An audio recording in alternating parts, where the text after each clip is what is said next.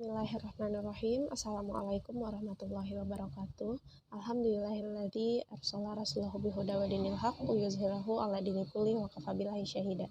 Asyhadu an la ilaha illallah wa asyhadu anna Muhammadar Rasulullah sallallahu alaihi wasallam.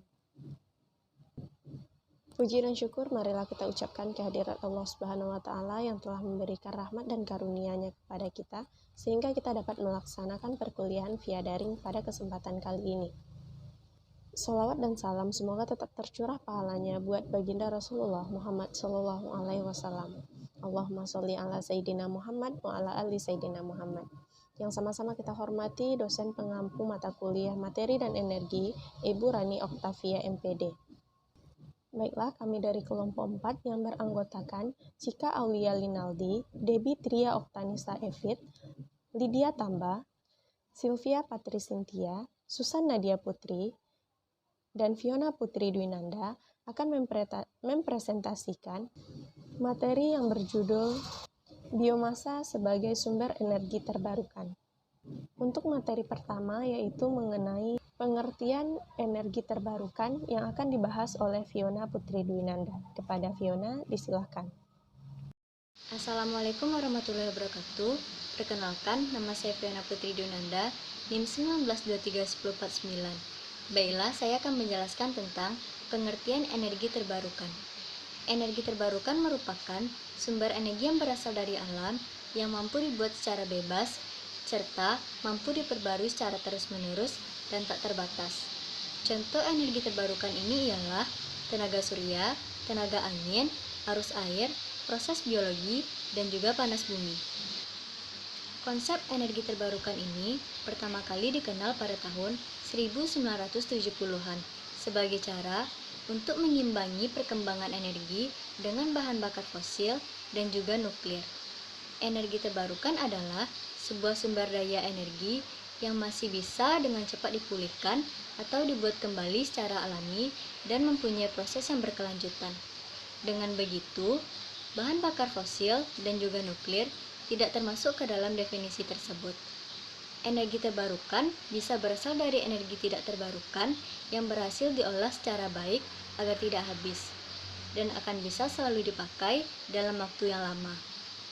Energi terbarukan juga bisa hadir karena adanya perkembangan teknologi yang terus mendorong untuk terciptanya sumber energi alternatif yang banyak kita gunakan saat sekarang ini.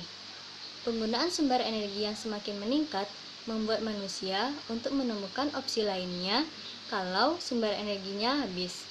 Oleh karena itu, tentu saja berkebalikan dengan penggunaan energi konvensional, seperti bahan bakar fosil, minyak, gas, dan batu bara. Pasalnya, sumber bahan bakar fosil jumlahnya pasti terbatas, dan jika perlu dihasilkan kembali akan membutuhkan waktu yang lama hingga jutaan tahun untuk mendapatkannya. Baiklah, sekian materi yang dapat saya sampaikan. Terima kasih. Terima kasih kita ucapkan kepada Fiona. Untuk materi selanjutnya yaitu mengenai pengertian biomasa yang akan dijelaskan oleh Lydia Tamba. Kepada Lydia, disilahkan. Saya Lydia Tamba, NIM 19231029 akan menjelaskan mengenai pengertian biomasa.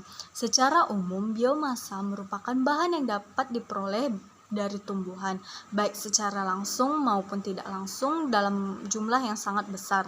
Biomasa disebut juga sebagai fitomasa. Biomasa adalah bahan organik yang dihasilkan melalui proses fotosintetik, baik berupa produk maupun buangan. Selain digunakan untuk tujuan primer yaitu serat, bahan pangan, pakan ternak, minyak nabati, bahan bangunan, dan sebagainya, biomasa juga digunakan sebagai sumber energi atau bahan bakar. Pada umumnya, yang digunakan sebagai bahan bakar adalah biomasa yang nilai ekonomisnya rendah atau merupakan limbah setelah diambil produk primernya. Terima kasih kita ucapkan kepada Lydia. Untuk materi selanjutnya yaitu sumber energi biomasa yang akan dijelaskan oleh Cika Aulia Linaldi. Kepada Cika, disilahkan. Baiklah, perkenalkan nama saya Cika Aulia Linaldi, NIM 19231008 akan menjelaskan mengenai sumber-sumber dari biomasa. Yang pertama yaitu ada biogas. Biogas merupakan energi alternatif yang dihasilkan dengan cara memecah bahan organik. Adapun bahan organik yang digunakan yaitu seperti pupuk kandang, kotoran manusia, berbagai jenis tanaman, dan lain sebagainya. Kemudian bahan organik ini akan diuraikan melalui proses fermentasi dengan bantuan mikroorganisme anaerobik. Kemudian hasil fermentasi ini akan menghasilkan gas metana dan karbon dioksida. Gas metana dan karbon dioksida inilah yang nanti dimanfaatkan untuk menyalakan kompor sebagai pembangkit listrik dan juga sebagai pemanas. Sumber biomasa yang selanjutnya yaitu kayu. Kayu yang digunakan sebagai bahan bakar yaitu kayu yang sudah dibakar. Kemudian kayu ini akan dimanfaatkan sebagai untuk kegiatan memasak, sebagai pembangkit listrik, tenaga uap, dan lain sebagainya. Sumber-sumber energi biomasa selanjutnya yaitu ada limbah pertanian. Limbah pertanian yang digunakan yaitu seperti kotoran ternak, ampas tebu, dan juga seperti jerami. Kemudian bahan-bahan ini akan dimanfaatkan sebagai sumber pembangkit listrik serta energi panas. Sumber-sumber biomasa yang terakhir yaitu tanaman energi. Tanaman energi yang digunakan seperti rami, jagung, kedelai, dan gandum.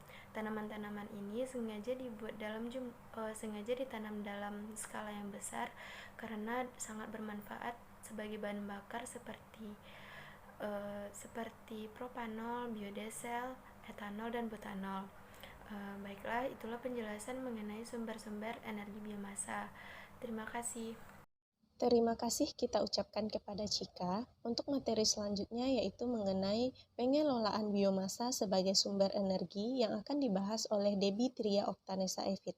Kepada Debbie, disilahkan. Assalamualaikum warahmatullahi wabarakatuh. Perkenalkan, nama saya Debbie Tria Oktanesa Evit, NIM 19231013. Sebelumnya terima kasih kepada moderator. Baiklah, di sini saya akan menjelaskan mengenai tentang pengolahan biomasa sebagai sumber energi. Nah, pada pengolahan biomasa sebagai sumber energi ini memiliki manfaat. Pemanfaatan biomasa sebagai sumber energi terdiri atas 3. Yang pertama yaitu sebagai bahan bakar nabati. Yang kedua yaitu pemanfaatan limbah sebagai bahan nabati. Nah, pada pemanfaatan limbah sebagai bahan nabati ini memiliki 3 keuntungan.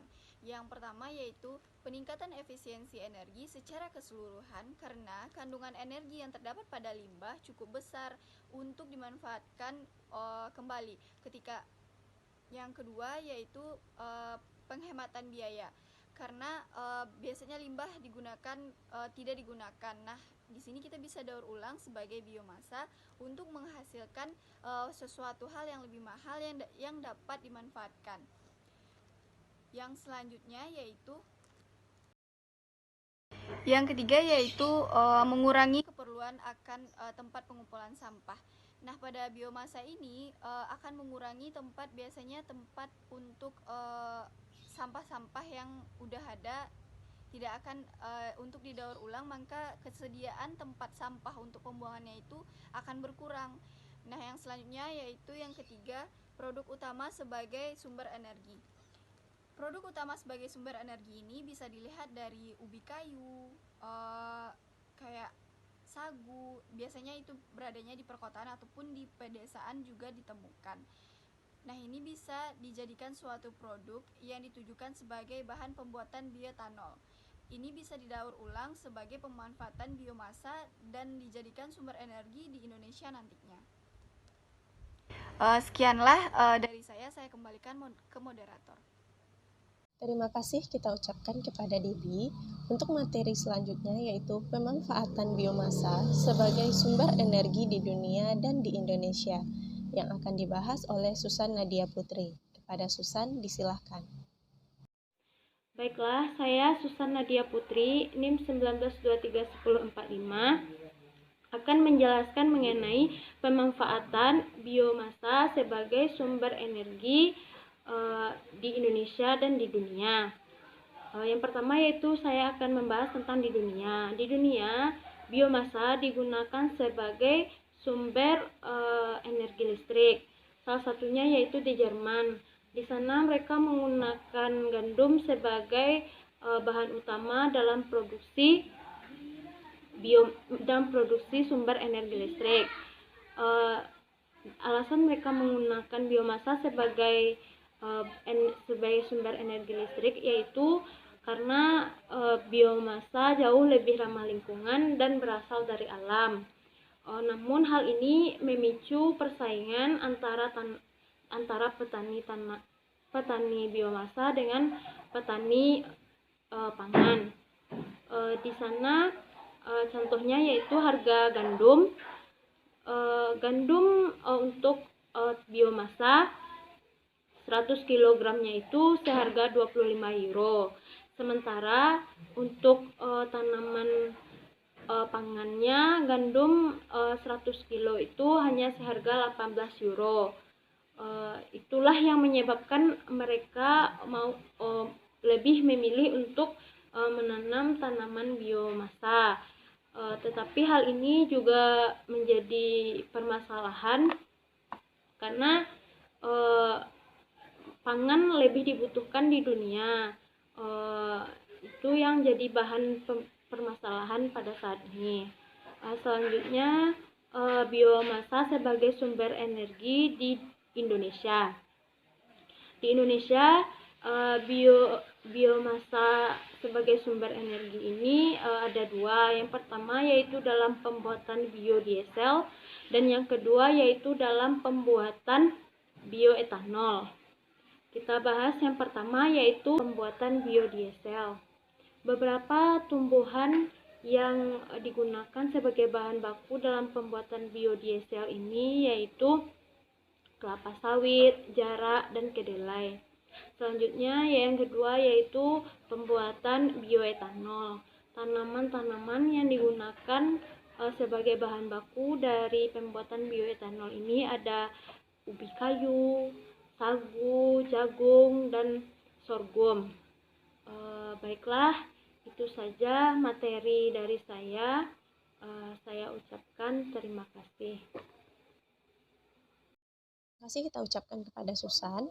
Sampai disinilah presentasi dari kelompok 4 materi dan energi pada kesempatan kali ini.